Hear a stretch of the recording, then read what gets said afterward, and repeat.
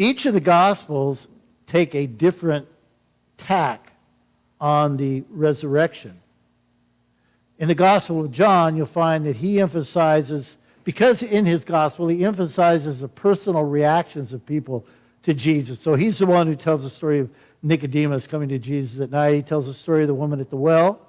And so he tells the story in his resurrection narrative of Mary Magdalene coming to the tomb and finding the angel telling her that Jesus is risen, and then finding Jesus or running into Jesus, meeting Jesus in the garden later on, and recognizing him when he calls her name.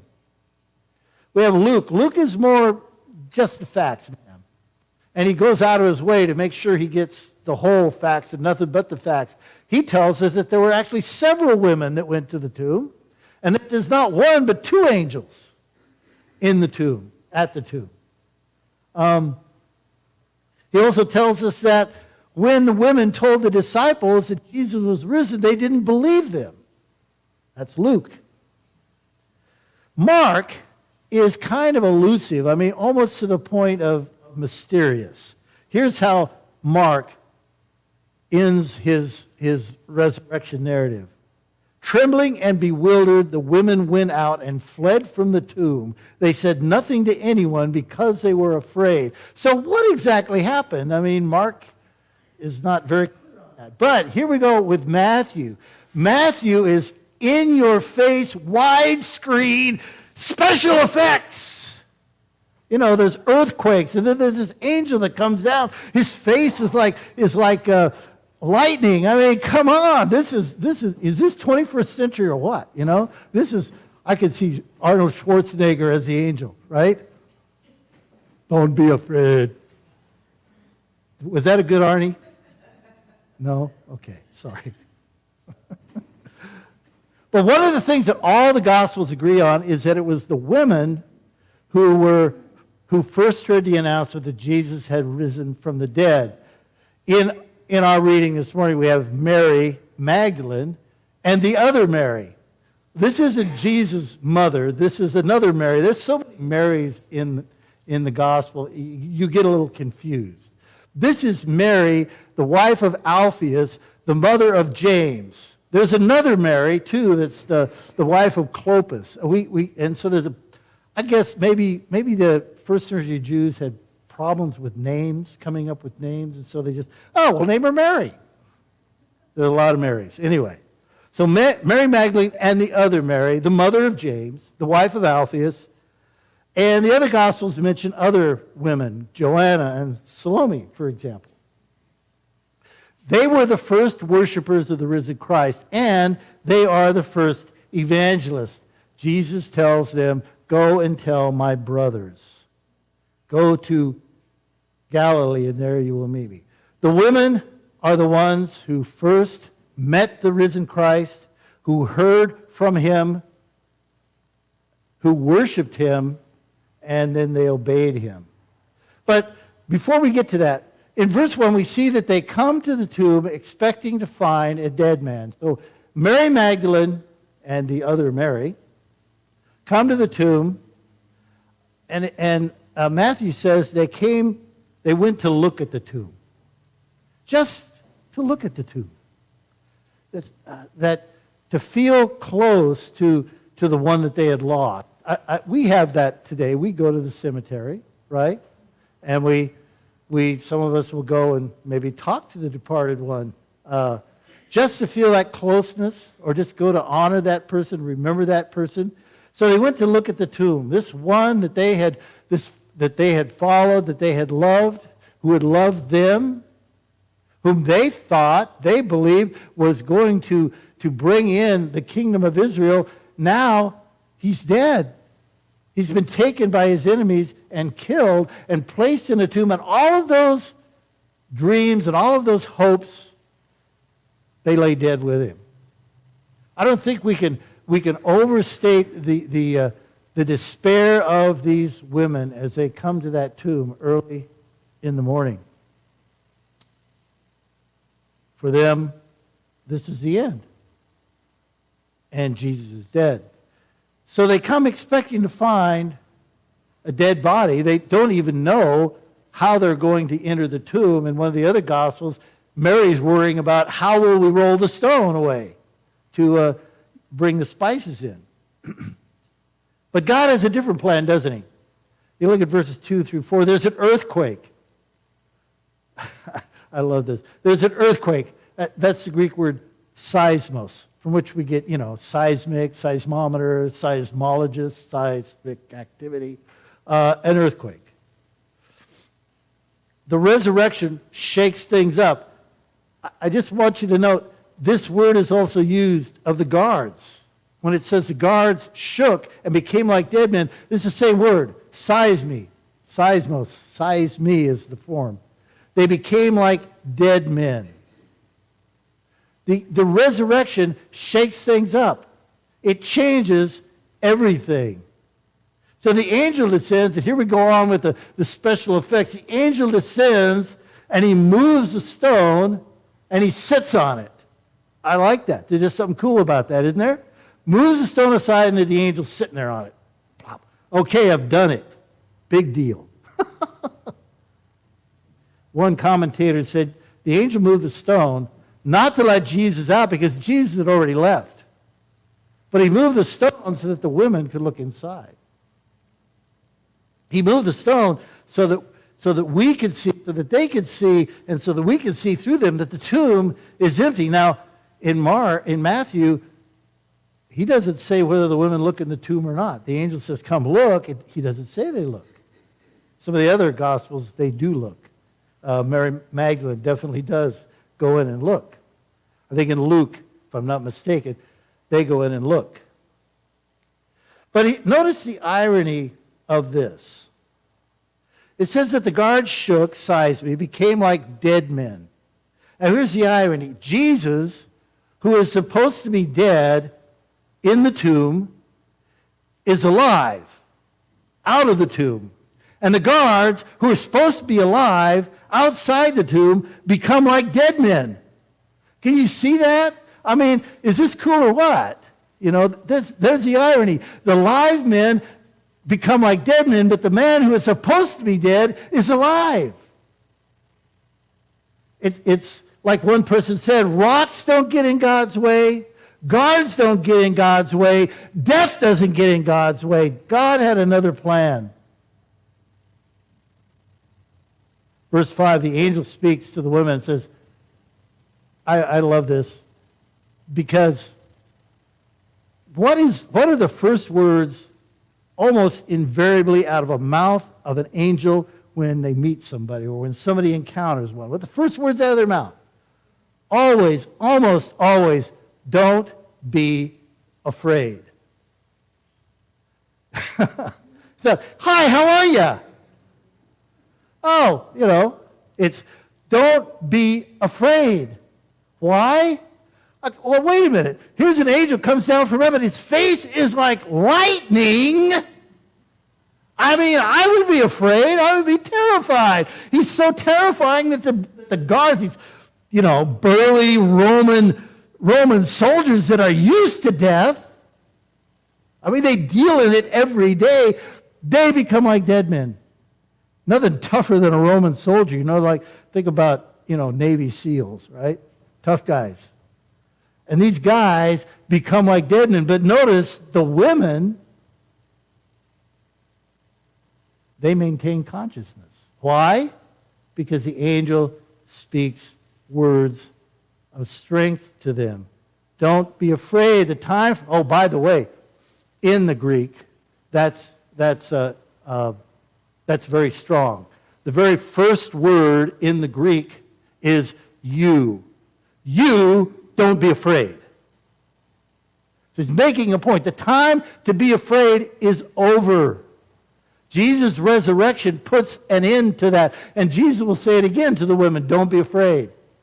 I mean, he tells them twice. The angel tells them, Jesus tells them, don't be afraid. Trying to make a point there, right? The time for fear is over. The resurrection puts fear aside. He says, you are looking for Jesus who was crucified. See, he knows why they've come. You're looking for a dead man. You're expecting to find a guy in a tomb. And what are we looking for? Because in a very real sense, you find what you're looking for. Sometimes you're surprised. But most often, when you're looking for a particular thing or you have preconceived notions of what you're going to find, that's usually what you'll find. It's just the way the human mind works. So what are we looking for, considering that we find what we're looking for? Isaiah 55, the prophet says, "Seek the Lord while he may be found. Call on him while he is near. Let the wicked forsake their ways, and the unrighteous their thoughts. Let them turn to the Lord, and he will have mercy on them, and to our God, for he will freely pardon." We're supposed to be looking for the Lord. Seeking the Lord. And when we seek the Lord, we will find him. God is gracious and God is faithful. To all those who seek him, he will be found. Now, the next thing that the angel says in verse 6 is, come and see. Come and see the place where he lay. So the angel's answer is not just, don't be afraid. Come on, knock it off. Don't be afraid. What are you afraid of? But his command to them not to be afraid is based on solid physical evidence. He says, come and see the place where he lay. And I would say it's important to note that Christian hope is based on a real, objective, historical reality of Jesus' resurrection. It is an historical event, not a metaphysical event. Because the cults would have you believe that Jesus rose as a spiritual being. The liberal churches would have you believe that, oh, Jesus is alive in his teaching, or Jesus is alive in the memory of his disciples. No, this is a physical resurrection. It belongs in the area of history, not in the area of metaphysics. If it were metaphysical, the angel would not have said, he is not here, he is risen. He would have said something like this: he is not here, he is everywhere. He's in the birds and the bees and the flowers and the trees, in the moon up above, and what? You don't know the song. A thing called love. Come on, you know the song.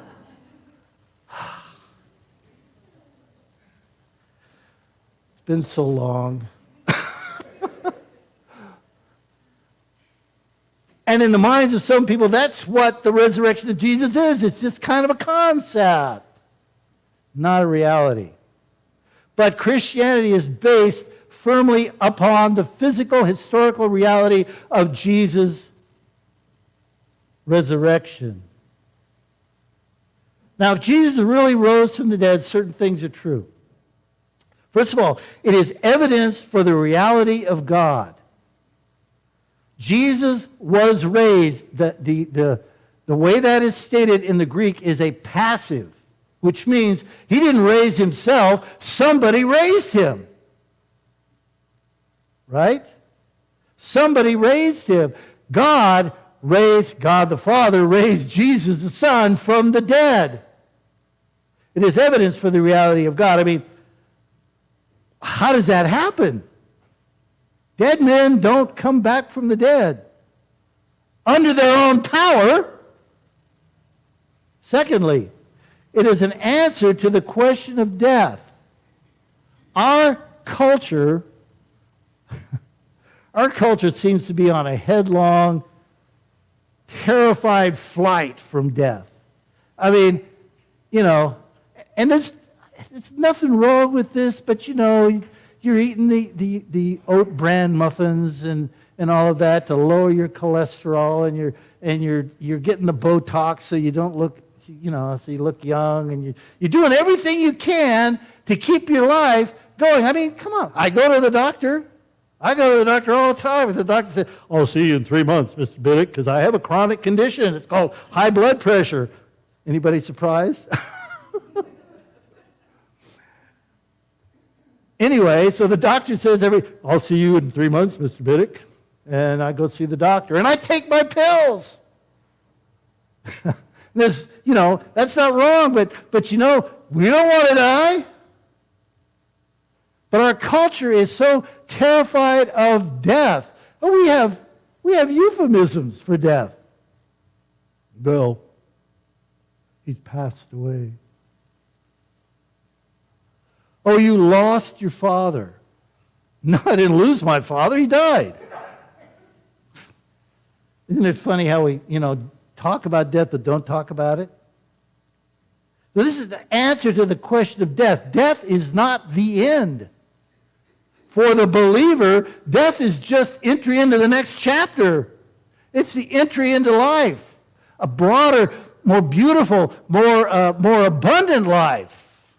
For those who don't know Jesus, death is entry into something much worse. Jesus said, I am the resurrection and the life. So one of the things we don't need to fear is death. Because for the believer, as I've said, death is not loss. Paul could say, to die is gain. I don't know whether I want to stay with you or go to be with the Lord. To live is Christ, to die is gain. There is nobody in their right mind who could say to die is gain, could they? Unless they're a believer. You're in your right mind. You understand to die is gain. Thirdly, if the resurrection of Christ is true, if it really happened, there is purpose and meaning in life. When I was in high school, they made me read existentialist literature. You know what I'm talking about? Jean-Paul Sartre.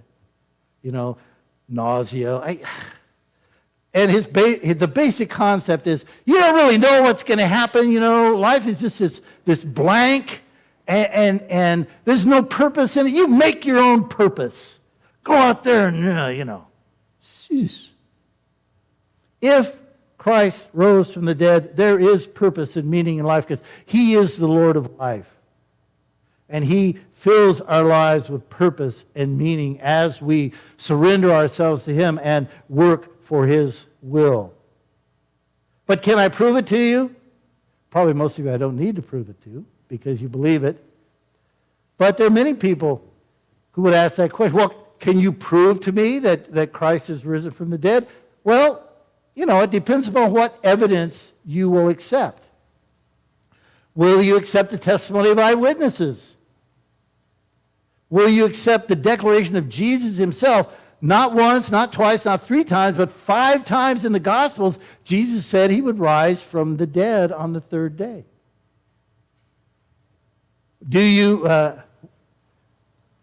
Would you believe the evidence of written accounts?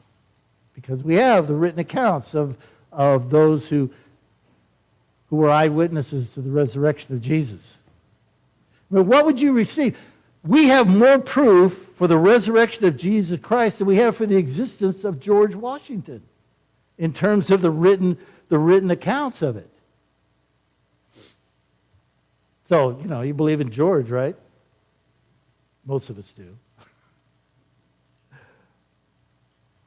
And, okay, doubt, I understand that. One thing that God is good with is with doubters. Even some of his own disciples doubted, even later on in the same chapter.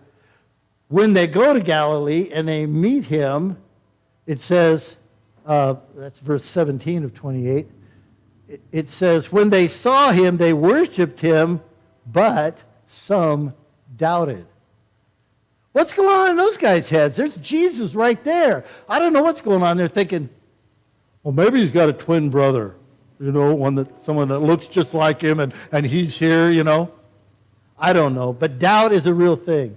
And God understands doubt. And he understands sometimes belief is hard. And notice how he gives the women what they need. He says, come and see. Look at the place where he lay. He doesn't just say, just believe it. Just take my word for it. Just believe it. No, he says, here's the evidence.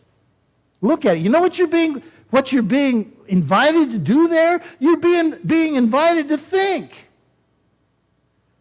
When you become a Christian, it doesn't mean you hang your brain up in a dark closet someplace and forget about it. You're invited to think, and God understands when you struggle with belief. Even the disciples, some of them, struggled with belief. Well, the angel then sends them out. He says, go quickly and tell his disciples. And the women obeyed. It says, they hurried away from the tomb, afraid yet filled with joy, and ran to tell the disciples. So they obeyed the angel's request. And while they were going, it says, Jesus met them. Jesus will meet us as we go. You know, if you're waiting around for, I don't know, Jesus to appear in the clouds and say, Bob, I want you to do this. That may happen. More likely, you're going to get the command in a more quiet way to head that direction, to do that, to go there, to embrace that. And it's when you're going, when you're obeying, when you believe, and when you trust that then Jesus comes to you, gives you strength. Jesus says, I will be with you. But he says, first of all, go into all the world and make disciples. And I will be with you. As you go, I will be with you. Jesus gives us what we need. Verses 9 through 10, he gives assurance to his disciples. How many of you need assurance? You need constant assurance. Maybe you don't need constant assurance, but you need it every once in a while. You need someone to say, hey, you're on the right track. You're doing the right thing. It's good. You know, you're doing okay. Every once in a while, that's nice. You know, a little pat on the back, a little push in the right direction, right? That's what Jesus gives the disciples. He says, tell my brothers, go into Galilee. Now, what could Jesus have said? This is why you should be glad I'm not Jesus. Because here's what I would have said. I would have said, dudes, I'm really bummed. Man, you guys blew it.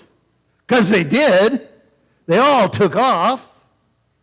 Peter, his number one, betrayed him. Denied him. It was Judas that betrayed him, right? Peter denied him. Everybody took off except John was the only one at the foot of the cross. But, so he could have said, you guys, go and tell my disciples, dudes, you really blew it. I am really disappointed in you guys. Yeah, I told you so. How many times have you given that to somebody? How many times has someone given that to you? Did it help? Not really. Jesus said, brothers, called them brothers. Then he said, I've still got something for you to do. Meet me in Galilee. Got a little meetup. Let's meet in Galilee. And you'll see me. So, let's go away from this with 4 truths. From this. First, don't be afraid. The time for fear is ended. Because Jesus has risen from the dead. Physically, concretely, in reality, historically. And there is physical evidence for that. Come and see the place where he lay. And then go and tell. Those who know the truth, go and tell those who do not know the truth. The resurrection changes everything. If the resurrection is true, it changes everything. And when you're considering whether Christianity is true, it all boils down to this one question, whether Jesus rose from the dead. I mean, Christianity, unlike most religions, is not based on just a tenet of beliefs or a philosophy. It's based on a historical reality. Jesus rose from the dead.